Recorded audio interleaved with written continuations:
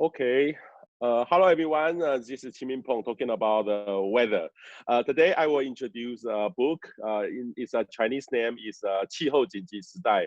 However, the original books is from US, and we interview David Wallace Well. David, how are you? I'm okay. It's a terrible time in the world, but I'm doing relatively well, all things considered. Yeah, I know you are in New York, right? Yeah, which is, the epicenter of the pandemic in the US, which at this point is now the worst hit country in the world. So it's not a great place to be. Okay. And when I understand when I read your books, I probably supposedly one day you can come to Taiwan to let Taiwanese know your books. And I would like to introduce your book because the Taiwanese edition of your book we call Uninhabitable Earth is quite popular in Taiwan. And as you know, the complex Chinese title means the climate change is here, and which was inspired by the COP25 slogan in Spain. And do you think the climate or the Earth is indeed on state of emergency? I think it's undeniably the case that the planet is in a state of emergency. We've only warmed things about 1.1 degrees Celsius from before the Industrial Revolution. And that doesn't sound like very much, but it means that we are already outside the range of temperatures that have enclosed the entire history of human civilization. And that means that just today, with the warming that we've seen to this point, it is like we've landed on another planet and have to figure out what of the civilization we've brought with us can survive these new conditions, what we'll have to renovate or remake, and what we'll have to discard. This is at 1.1 degrees warming. It's why we're having unprecedented typhoons and monsoons. It's why we're having incredible wildfires like we've had in Australia and California over the last few years. It's why we're seeing incredibly and unprecedented droughts and heat waves, lethal heat waves all around the world. That's just 1.1 degrees of warming. And we're likely to see, I think, almost inevitably 2 degrees Celsius of warming, which is a level scientists call catastrophic and many island nations of the world call genocide. At that level, just 2 degrees, which we're likely to hit 2040 or 2050, 150 million people would die from air pollution. It's expected that cities in South Asia and the Middle East that are today home to 10 or 12 or 15 million people would be so hot in summer that you wouldn't be able to walk around outside without risking heat stroke or death. This is one reason why the UN expects we could have hundreds of millions of climate refugees by that time. And at just north of 2 degrees, probably at about 2.1 or 2.2 degrees, scientists expect that we would be locking into inevitability the permanent loss of all the planet's ice sheets, which would take many centuries to unfold, but over time would produce probably 80 meters of sea level rise, which is enough to drown 2/3 of the world's major cities. And this is, again, 2 degrees, which I consider, practically speaking, a best case scenario. All of the likelier scenarios at 2.5, at 3 degrees, or maybe even north of that, are considerably worse. So if we want to avoid all that horrible suffering that lies beyond 2 degrees, we have to act very immediately. We have to act very aggressively. The UN says we need a World War II scale mobilization starting last year in 2019 to give ourselves just a decent shot at avoiding that 2 degree warming level. So we really need to be moving very quickly. And it's one reason among many that I'm so worried about the coronavirus pandemic is that I worry that it will exhaust some of the resources that we have to fight climate change by taking our attention away from global warming and making us worry more about this pandemic. We should be worrying about the pandemic. It's a crisis of unimaginable proportions, but we also need to keep in mind that climate change is coming right around the corner, right after the pandemic, and we need to be as aggressive in our response to climate change as we have been to COVID-19. Mm-hmm. Yeah, when I read your book, and sometimes I'm a meteorologist, so sometimes I read a lot of papers, scientific paper, for example, IPCC report. And however, it's not easy to understand. And however, your books provide common sense to everybody. And I check your background. You graduate from Brown University in 2004 with a degree in history. I'm wondering why your background is from the history, why you are so interested about the climate change issues. It happened quite accidentally and quite late in life. I mean, I'm only 37, but it's really only something I've been focused on for a few years. And it's something that I came to primarily out of fear. I'm a general interest journalist. You know, I write for and edit for a magazine that covers politics and art and culture and, you know, everything. And my interests are pretty broad, but I've always been focused in a certain way on the near future. And I was always very interested in the near future. And a few years ago, really beginning in 2016, I started seeing many more new papers coming out, like the ones that you're describing, which were, first of all, about climate. I had not seen so much work being done about climate before then. And secondly, contained much scarier predictions about what the future was likely to look like than I understood was possible just from being a kind of casual consumer of climate news from newspapers and television news and that sort of thing. And I think there are a number of reasons for that. I think it has to do with the fact that scientists were quite cautious in their presentation of information. I think it was the fact that a lot of advocates didn't want to scare people too much. But the truth was that the public had a pretty misleading understanding of what was likely to happen this century. They had been told that something like 2 degrees Celsius was practically speaking a worst case scenario, which we were going to do everything we needed to avoid, when in fact there's almost no way that we can avoid it. But there had been very little storytelling to the public, journalism, and explanation about what life was likely to be like at warmer than 2 degrees. And I thought that that was important to address, not just from the scientific perspective, which tells us, you know, how many wildfires to expect, how many hurricanes, how much drought, how much famine, all of these horrible climate impacts that I detail in the first half of my book.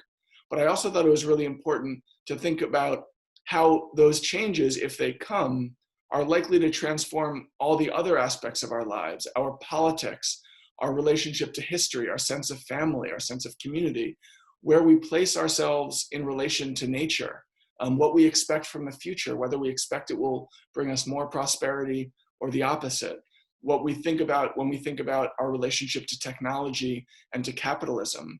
I'm a child of the 1990s. I was born in 1982, but grew up mostly in the 1990s in the US. And I had a kind of a intuitive, neoliberal, optimistic view of the future in which history traced a course of progress. And over time, things got better and more prosperous and more just and more equitable. I think climate change, it's not the only reason we have to take those sort of big conceptions and start questioning them a little bit more, but it is a big threat to undermine all of those promises. If we don't get a handle on this challenge, you know, we may not be living in a world that is any more prosperous than the one we're living in today, 50 or 75 years from now. In fact, it's quite possible that we'd be living in a much degraded world among many degraded societies. And I think that those questions we had done even less to think about than the scientific ones. We really didn't know what the world north of 2 degrees was going to be like, but we certainly hadn't started to think about what it would mean for human life on the planet, the way that we interact, the way we think about how we organize our own lives, to be living on a world, say 3 degrees warmer with, you know, a huge cut to global GDP and drastic wildfires every summer and all the way down the line. And my book, I think, is an effort to try to start to sketch out some of these questions and to think about what will geopolitics look like? What will politics look like? Can we trace a connection between a growing wave of nationalism and populism and climate change that's already happened? What can we expect on that front in the future? These are all quite profound questions. I think the 21st century will be defined by climate change and governed in a certain sense by it, in much the same way you could say the 19th century was governed by modernity or the late 20th by financial capitalism. I think climate change is that biggest story, that dominant story. And yet we, up until quite recently, hadn't really started applying our humanity's minds to the questions of what it would mean to live in a planet defined in those ways. Mm-hmm. Yeah, by my point of view, you did a good job because lots of the scientists just focus what they know, and the climate change issue is very complicated issue. It integrate everything. So by your point of view, you read a book and you help the people, even the common people, can understand the really climate change, because some people don't like so many data, so many numbers, and you provide a whole scape of the climate change. It's not history, but you did a good job. Yeah. And my question, another question is talking about recently, because the global COVID-19 crisis, I found some data shows our carbon emission decreases significantly, especially China, and due to the reduction of the industrial activities. However, the CO2 concentration this April at the Hawaii, the Mauna Loa, they have a remote sensing site, shows the new high, 416 ppm. What's your thought on these two change? Because the CO2 concentration is still very high, going up. However, our carbon emission decreased very quickly. Would this pandemic shows somehow slow down global warming or not? I think basically not. Expectations are that this year globally, we're going to see probably a decline of somewhere between 5 and 8% of our carbon emissions, which is a really significant drop. It's a bigger drop than we've ever seen in history. It's bigger than the drop associated with the 2008-2009 recession, and it's bigger than the drop associated with the collapse of the Soviet Union. Those are the two biggest drops in history, and this one will be much bigger. And yet, because carbon hangs in the atmosphere for centuries, a 5 or 8% reduction in the amount of carbon we're emitting this year really doesn't make all that much difference, as you point out, to the amount of carbon that's in the atmosphere, especially if we rebound globally in the second half of this year, or even at any point over the next few years, and produce the same amount of emissions that we were producing last year.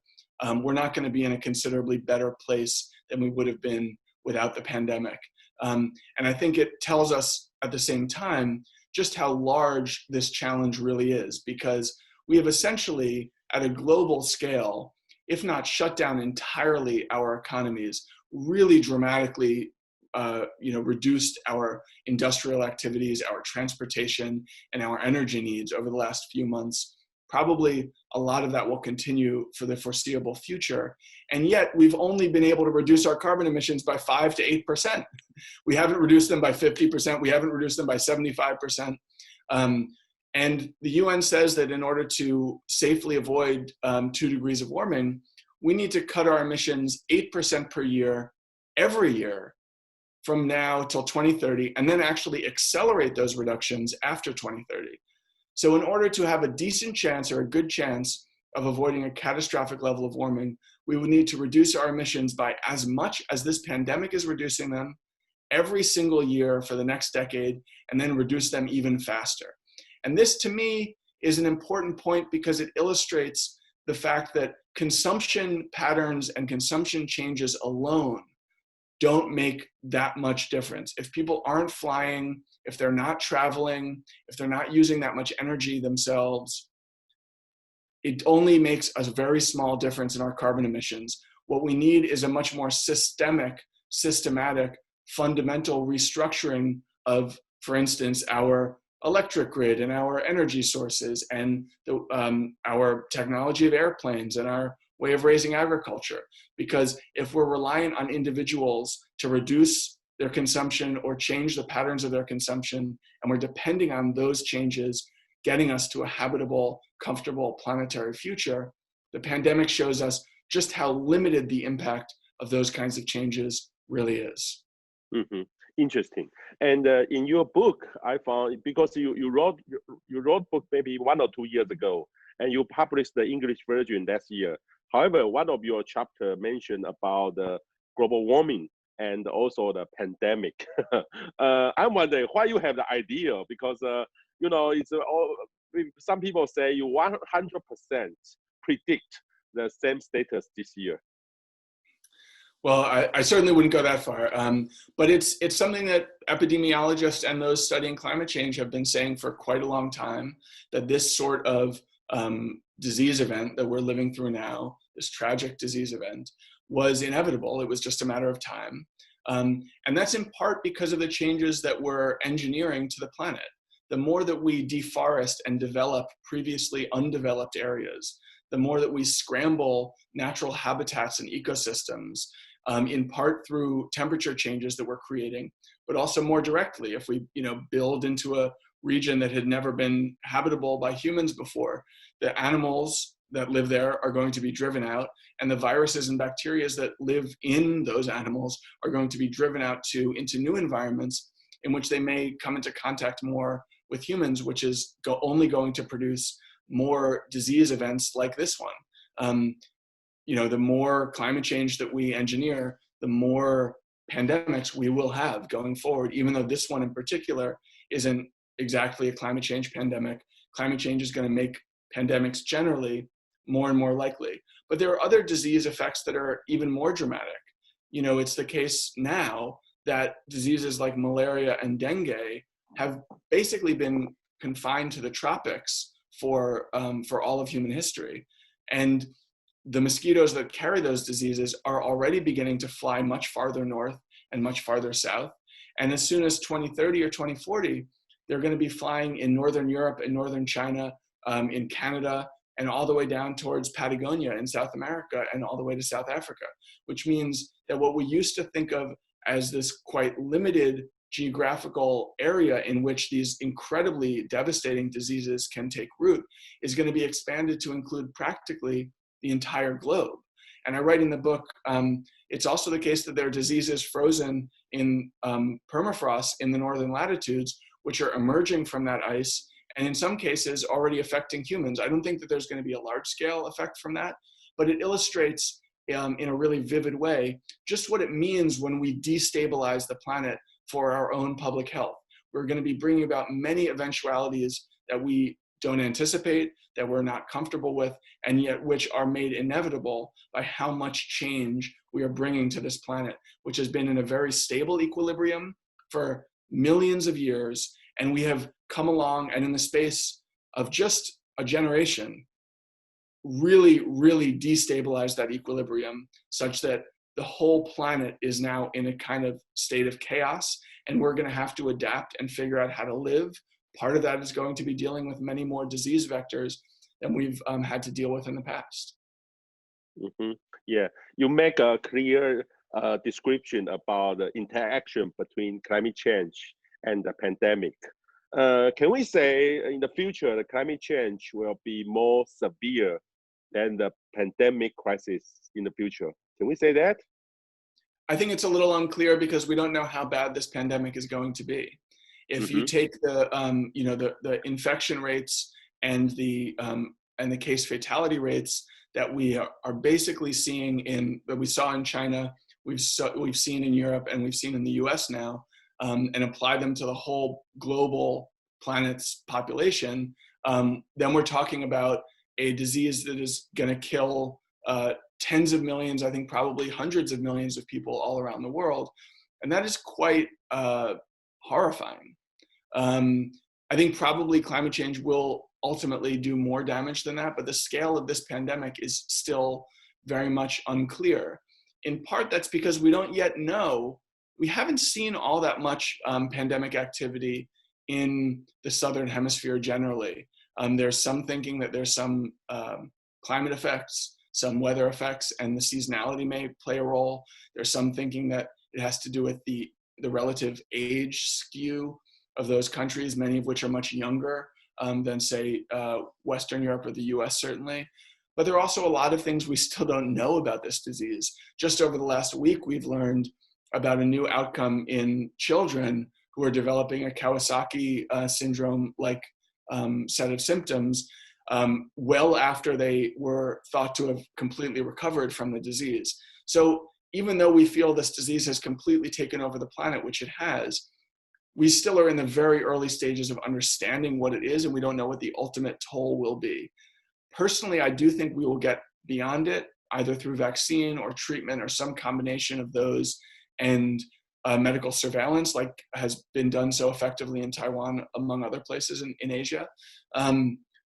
And what comes after is going to be considerably scarier. The climate change crisis is even more all-encompassing, even more destabilizing. And we've seen from this pandemic that so many features of modern life that we understood to be permanent and stable and unmovable are in fact quite fragile and can be broken quite quickly. I think we're likely to be learning that lesson a lot more when it comes to climate change in the future. But the truth is, neither story has been written yet. We can write a relatively more optimistic climate story by making aggressive choices now. And we may be able to limit the damage of COVID-19 as well, in part because of some lucky breaks with, say, weather, that sort of effect, but also through public policy if we make those choices. So ultimately, in both cases, the story is up to us to write, and we don't yet know what it will look like when that story is finally written. Yeah, good. And today is May 15th, and right now there is a typhoon called Wong hit Philippines right now, and this is the #1 typhoon in the West Pacific. And you know, in our history, human history, sometimes we'll say sometimes the disaster, for example, the flood may be coupled with the earthquake, but we never deal with extreme weather and the pandemic at the same time. So recently I joined some webinar and talking with some disaster experts, and we are talking about that. We really do not have any kind of experience to learn from the unsettling situation. What do you think about that? Because right now the U.S. Probably right now it's the tornado season, and also probably right now in June in U.S. will be the hurricane season. And when the hurricane meet the pandemic, what can we do? Well, it's really hard. And it's one of the things I try to emphasize again and again in my book, that this is not, we often think about climate change in terms of discrete threats. We think, oh, there'll be some more hurricanes, or we think, oh, the wildfires will be worse, or we think the heat waves are going to be a little bit worse, or we think the effect on crops are going to be a little bit worse. Even if we allow ourselves to take in the full view of all of the impacts, which is quite overwhelming, we still often think of them as sort of segmented threats. But of course, these all feed into one another and make each of them make us more vulnerable to other impacts and make us less able, less capable, less resourceful in responding to other threats. So in the book, I call this it's a climate cascade. It's one impact after another. And in fact, there's science showing that by the end of the century, if we don't change course, we may be living in a world in which particular parts of the planet are hit by 6 climate-driven natural disasters at the same time. So dealing with disasters in a time of pandemic is a little bit of a preview of what that is going to look like. And we've seen previews of it in the past. In California, in the 2018 wildfire season, there was then mudslides. In the Australia wildfires last year, there were also incredible rain and flooding events throughout different parts of the country, even while many other parts of the country were on fire. This is the kind of new reality that we're going to have to adapt ourselves to going forward.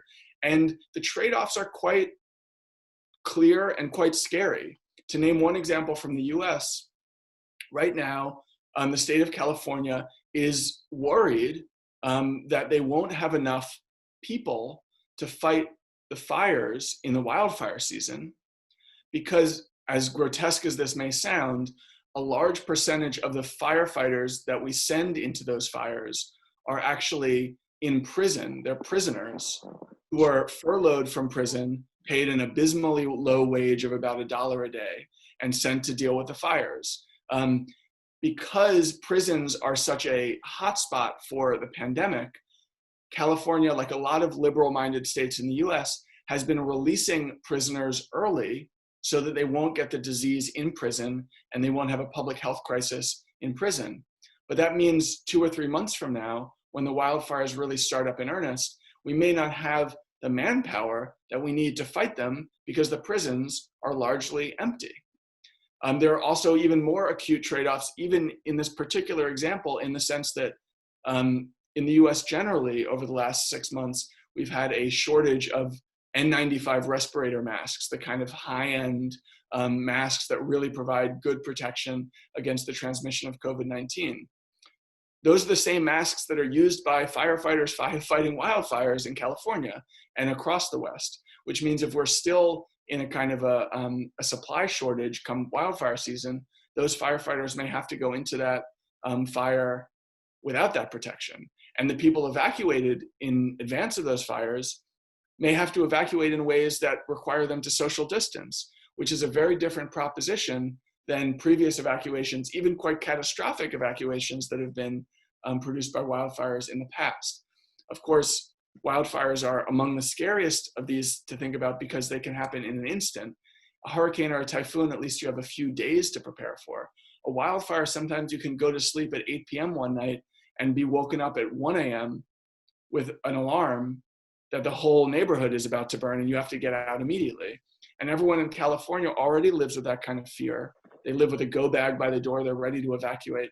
I think many more of us are going to be preparing in exactly that way in the decades ahead, such that we are essentially counting on multiple disasters striking at any time, or at least planning so that we will be prepared when they do. And that is a quite different emotional, psychological, and political experience than almost anyone in the US, or really, frankly, all around the world, even in countries that are much less well-developed and resourceful than the US is. It's really been, it's really an exceptional experience, which is going to become more and more common in the decades ahead. Mm-hmm. Okay, interesting.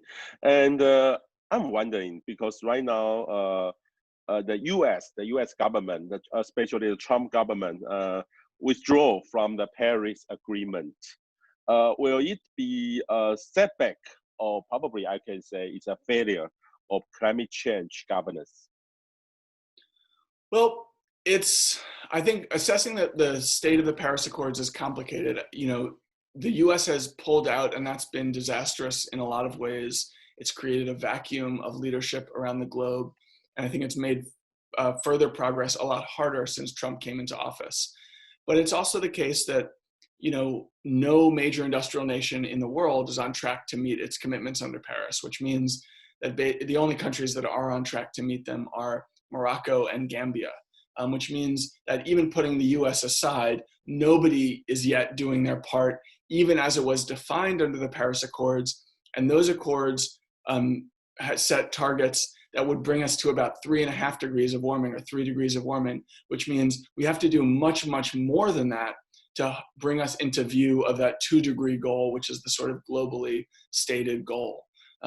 So I think there's failure all around the world. The US has a special responsibility and a special burden because we are responsible for the lion's share of historical emissions. We've done the most damage to the planet to this point.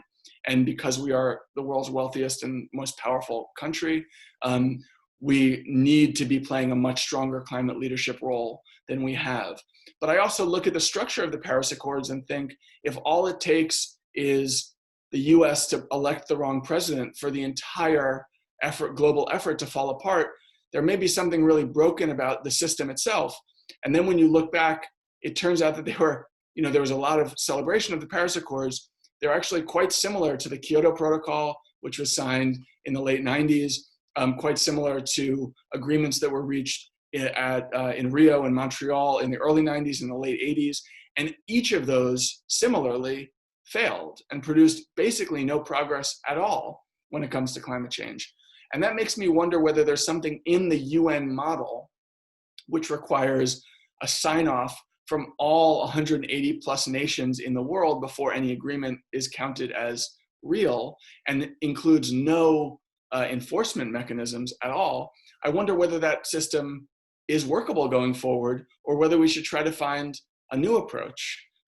One new idea floated recently by William Nordhaus, who's a Nobel Prize winning economist, is to build something like a WTO, a World Trade Organization, on climate principles, where groups of nations who wanted to encourage and incentivize good behavior on climate could reward countries joining them through better trade agreements and that sort of thing, and could effectively punish those nations who are unwilling to through sanctions. And that would naturally, over time, aggregate so that the group got bigger and the number of nations who are abstaining got smaller. It's also the case, I think, that you can look to the model that was embodied by the nuclear non-proliferation agreements reached by the US and the Soviet Union in the 1980s. In this case, it would be really between the US and China. Again, two rival superpowers, in many ways incompatible politically, with really different views of the future. And yet, in the 1980s, it was the case that those two superpowers were able to come to some kind of agreement and sort of set the agenda for the world as a whole. I have hope that we could do that with the US and China going forward, although it would require certainly a change of leadership in Washington, D.C., and I think a kind of a change in mindset in Beijing, and in particular in the single mind of Xi Jinping. It's sort of harrowing and scary to think how much of the world's climate fate really hangs on that one man and his climate conscience, because China's responsible for, depending on how you count, about a third of the world's emissions. And through all the work they're doing through the Belt and Road throughout Asia and Africa, actually contributing probably considerably more. So I think those two parties need to be invested in a very direct and aggressive way if we have a hope of really succeeding in this mission. And unfortunately, for a lot of reasons, but maybe most recently because of COVID and the rivalry and the conflict that's arisen out of it, I think the two countries are farther apart than ever. Mm-hmm. Yeah, very good. You mentioned about we should change our mindset. And the last two questions I will want to talk about how can we do, because you mentioned the life after warming. And the first one is the personal, what we can do, and our family and our community, what we can we do. The second question is the government. And because lots of people still think to help to slow down the climate change is a matter of ethical. It's ethical things or difficult choice, like becoming vegan or to live for less. Although others argue that initiatives like beach cleaning and not using plastic will help too. And how can we do our part in our daily life? This is my first question. And the second question will be, what can we do to push our government, or our government, how can they do? Well, I think the two questions are actually related, or at least my answers to them are related in the sense that I think that the most important thing that individuals can do is to pressure their governments to take action. You can take steps in your own life to reduce your own carbon footprint. You can fly less, you can drive less, you can eat less red meat. Those are the big contributors for people who live in places like Taiwan and the US. But ultimately, I think it's important to keep in mind the following perspective. If we want to stop the planet warming at any temperature level, even a quite warm one, we can't be satisfied with simply reducing our emissions. We need to eliminate them entirely. If we're sitting here in 2050 or 2075, and we're at, say, 3 degrees Celsius of warming, and we've made a lot of progress, but we're still emitting, a sliver, 5%, 10% of the carbon we're emitting today, we'll still be heating the planet further just with that 5 or 10% of carbon. If we want to stop this story and actually stabilize the planet's climate, we need to get all the way to zero.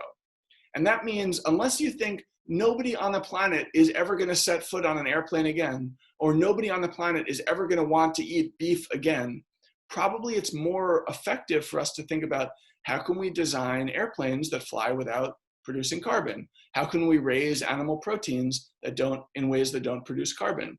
And these challenges, along with, say, rebuilding our electrical grid and expanding public transportation and introducing new building codes so that buildings aren't a great source of carbon, all of these things can only be achieved at the policy level, which is why I think the most important thing that any individual can do is engage politically. Now, of course, in your own life, beyond reducing your personal carbon footprint, you can also, just by talking about climate and making changes, signal to those around you that you care about the climate and that it's an important concern of yours.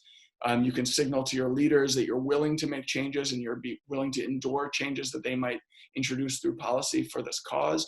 Those are important, but they're important to me only as stepping stones to the kinds of large-scale policy changes that we really ultimately need if we have a hope of getting a handle on this problem and responding to it at the scale that science really requires. Mm-hmm. Yeah. My opinion is about, it's not easy to do something from the top down. Top down means the government can do something because the climate change, some politician will say climate change is too long, maybe 10 years later. And we have an election every 4 years or 2 years. And it's not easy to get some support to talk about climate change. And to do something is also it's not easy because it's too long. And what can we do? Because they will say 1 or years we have some construction. It's a very help the people to know what I'm working very hard to help the people very happy to do something to get the money back and the economy grows and you will get more support. And climate change is too long. So most of the politicians in Taiwan, they don't care about, they can talk, but do nothing. So I'm wondering what can we do to push our politicians or from the top down to do something in the future? Well, practically speaking, I think it's, just political action generally involves trying to elect the people who have your values and pushing them to actually reflect those values when they're in office. But I actually think the dynamics you're describing around politics are changing quite quickly. A few years ago, if you asked most economists in the world, they would tell you that it didn't make sense economically to take action on climate, that the costs were too large and the benefits were too small.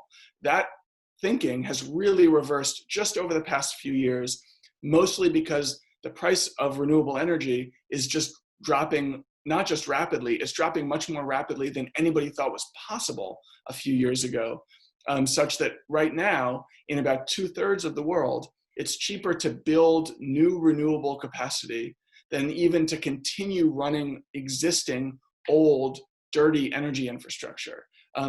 And I think for a very long time, economists would have told policymakers and politicians, this is a bad bet. It's especially a bad bet in the short term, as you describe, but even taking a very long-term view, it's a bad bet. That is not the case. And it's not just that change has happened in places like the US or Taiwan. It's happened across the developing world as well. Indonesia, I think, is a really powerful example. They've, over the last 20 years, doubled their per capita income, halved their poverty rate, but they've done that by industrializing, and so they've grown their emissions enormously as well. They say that they can cut those emissions in half and still grow faster than they grew in the previous 20 years when they doubled their income and halved their poverty rate. That's remarkable. And that the fact that that kind of thinking is being talked about at the highest levels of government all around the world really does open up an enormous new opportunity. But I also think for a really long time, people who hoped to push for climate change allowed conservative forces to define the terms of the debate such that we were always talking about climate change as a moral issue, and they were always talking about it as a dollars and cents balance sheet kind of an issue. And we always had to respond to critiques that action was too expensive. But of course, we take many actions, we make many public investments that don't pay off immediately. We invest in public education, we invest in military, we invest in public health care. That's not because we see an immediate return in the next year. It's because we know that we're building a stronger and more resilient society through those investments. But even taking a very short view, I think there are some aspects of climate action that can pay off very quickly. Decarbonizing our energy sector, estimates are that would pay off in about 7 years, which isn't quite within the range of a single electoral cycle, but it's really quite short for a large-scale investment project, and it shows just how powerful those payoffs will be. But the payoffs are even more direct in terms of public health. If you retire coal plants and stop burning diesel gas or even regular gas from your car, you can see the public health benefits immediately and locally, so that a single electric bus in the city of Chicago can produce $50,000 reduction in that city's public health expenditures, which means in the first year that bus paid for itself. And because the public health costs of not taking action on climate are so high because air pollution affects cognitive performance and rates of cancer and respiratory illness and coronary disease, mental health, schizophrenia, ADHD. It changes the rates of premature birth and low birth weight in children. Absolutely every aspect of human flourishing that you can think of is damaged by air pollution. And so if we can reduce that pollution by reducing our reliance on fossil fuels, we will be better off immediately in the immediate vicinity when we take that action. So I think for all those reasons, the calculus that has held back climate action for a generation has really changed. And in fact, now almost all of the logic, all of the economic logic, and of course the moral logic points us towards faster action and more aggressive action now. Interesting. David, had you come to Taiwan before? I have not. Okay, hope you can come to Taiwan because by your point of view, it's very easy to understand, to educate the people, to focus, to know more detail about the climate change. And what you said is also to educate the audience and also the politician to know more detail about what can we do to do something about our life after warming. Thank you very much. I hope you can. I can interview in Taiwan, maybe after the pandemic. I would hope so. I would love that. Thank you so much for having me. Yeah, okay. Thank you. See you. Bye-bye. Bye.